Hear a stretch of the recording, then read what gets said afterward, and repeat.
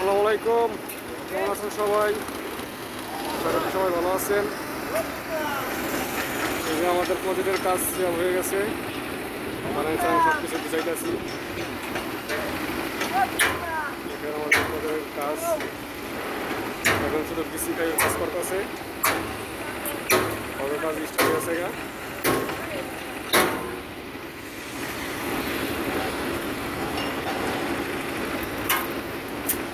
এই যে আমাদের রুমের যা আছে সব কিছু খুলে ফেলতেছি, আমরা চলে যাবো। এই কারণে আমরা সব কিছু খুলে ফেলতেছি।